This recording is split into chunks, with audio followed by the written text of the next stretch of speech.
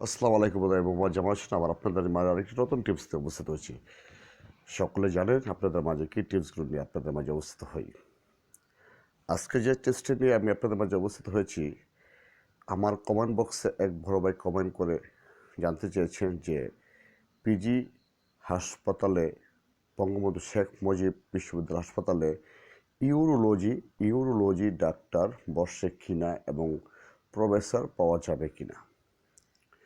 তা ভাই, আমি আপনাকে ধন্যবাদ জানাচ্ছি। আমার এই একটা ছোট একটা চ্যানেলে আপনি আমাকে আমার চ্যানেলে সাবস্ক্রাইব করেছেন এবং কমেন্ট করেছেন। Thank you very much. হ্যাঁ ভাই, আমি ইউরোলজি বিষয়ে কিছু কথা বলতে চাচ্ছি আপনাদেরকে। বিগত 5 থেকে 6 মাস আগে আমার এক রিলেটিভের আত্মীয়, তার ইউরোরেটারে মানে প্রস্রাবের রোগে ছোট্ট একটা পাথর হয়েছে। তার ইউরেটারে মানে যেখানে প্রস্রাবের যে নালীটা আছে, যেটা দিয়ে প্রস্রাব হয়, সেই নালীতে পাথর হয়েছে। সেই পাথরেরটা অপারেশনের জন্য ল্যাবেট হাসপাতাল চেয়েছে 2 লক্ষ টাকা, বারেম হাসপাতালে চেয়েছে 1 লক্ষ টাকা। তা আমি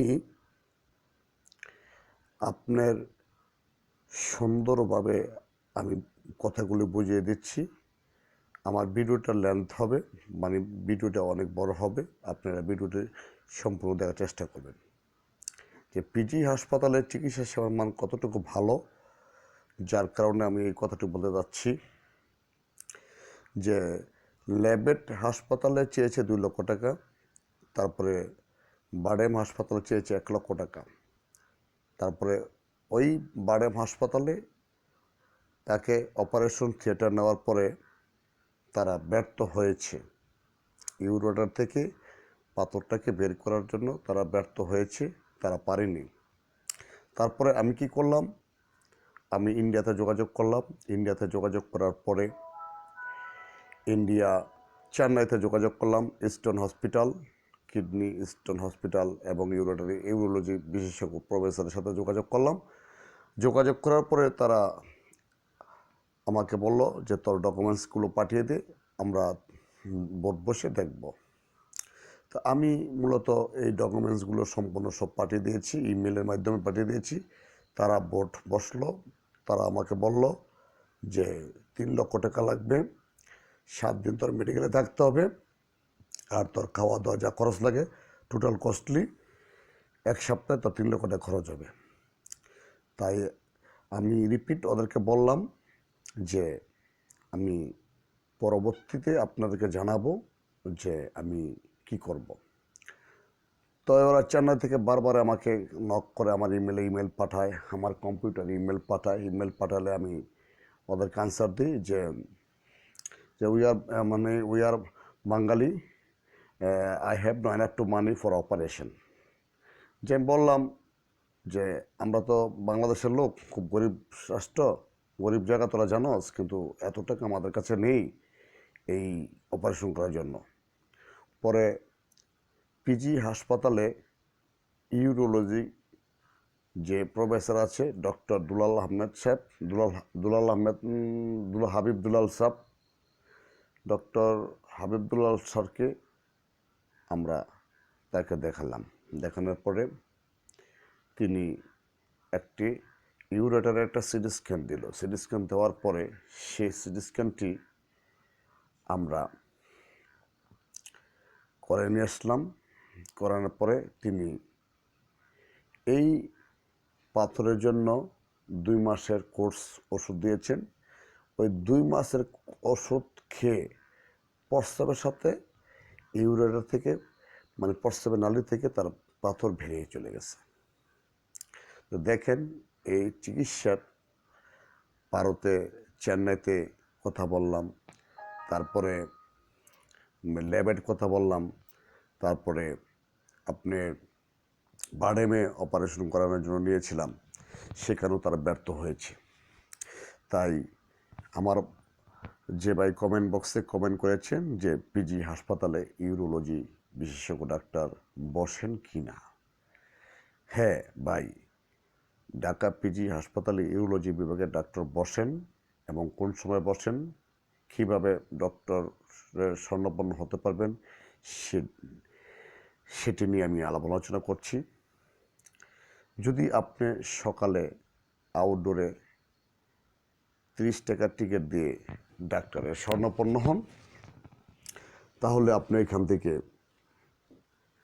প্রফেসর পাবেন না। যদি আউটডোরে আপনি দেখান তাহলে প্রফেসর পাবেন না, তাহলে আপনাকে মেডিকেল অফিসার আপনাকে দেখবে। প্রত্যেকটা বিভাগের ডক্টর আছেন। তো আপনারা জানেন, সকলেই অত জানেন না, কেউ অনেকে জানেন না যে পিজি হাসপাতালে বৈকালীন একটা ট্রিটমেন্টের ব্যবস্থা আছে। বিকালে মানে দুপুর 2টা থেকে 5টা পর্যন্ত সব প্রফেসররা 2 থেকে 3 ঘন্টা রুগী দেখেন। এটা লোকান ভিজিট নেয়। এটা ভিজিটের মাধ্যমে ডাক্তার প্রফেসররা দেখেন, সব বিভাগের ডাক্তারই দেখেন। তা এখন আপনি যদি এই প্রফেসরের শরণাপন্ন হতে হন, কীভাবে হবেন? আপনি দুপুর 11টা থেকে 12টার ভিতরে চলে যাবেন পিজি হাসপাতাল বহির্বিভাগে গিয়ে আপনি বলবেন যে কোনো লোককে যে আমি এখানে বৈজ্ঞানিকের যে ডক্টররা বসে সে টিকিটগুলো কোথা থেকে কাটবো, ওখানে আনসার আছে। আর সবচেয়ে ভালো আনসারকে জিজ্ঞেস করবেন। আপনি আনসারে জিজ্ঞেস করলে আনসার আপনাকে দেখিয়ে দিবে। কারণ অন্য লোকের কাছে আপনার দেখানোর দরকার নেই, আপনি ওখানে আনসার ডিউটি করতেছে, আনসারের স্বর্ণাপন্ন হবেন। আনসার আপনাকে দেখিয়ে দিবে। দেখিয়ে দেওয়ার পর আপনার 11টা থেকে 12টার ভিতরে আপনি থাকবেন পিজি হাসপাতালে। আর ওই যে মানে বৈকালিকে যে সেবাটা দেন, একজন বিশেষজ্ঞ ডাক্তার মাত্র 20 জন রুগী দেখে, এর বেশি রুগী দেখেন না। একজন বিশেষজ্ঞ মাত্র 20 জন রুগী দেখেন, এর বেশি রুগী দেখেন না। তাই যদি আপনার এই পিজিতে প্রফেসরের শরণাপন্ন হতে হয়, ইউরোলজি বিশেষজ্ঞ আপনার প্রফেসর দেখাতে ইচ্ছা পোষণ করেন, তাহলে অবশ্যই 11টা থেকে 12টার সময় গিয়ে আপনার টিকিট কেটে নিতে হবে। কারণ 20টা 25টা টিকিটের বেশি বিক্রি হয় না। প্রত্যেকটা বিশেষজ্ঞ ডাক্তারই 20 থেকে 25টা রোগী বেশি দেখে না। কারণ তারা 2টা থেকে 5টা পর্যন্ত পিজি হাসপাতালে তারা রোগী দেখে। আপনি এই চিকিৎসা সেবা নিতে পারেন। তো ভাই, আমার কমেন্ট বক্সে আপনি কমেন্ট করে জানতে চেয়েছেন যে এখানে পিজি হাসপাতালে প্রফেসর বসে কিনা, ইউরোলজি বিভাগের প্রফেসর বসে কিনা, সেই সম্বন্ধে আমি টিপসটা আপনার জন্য বানিয়ে দিয়েছি।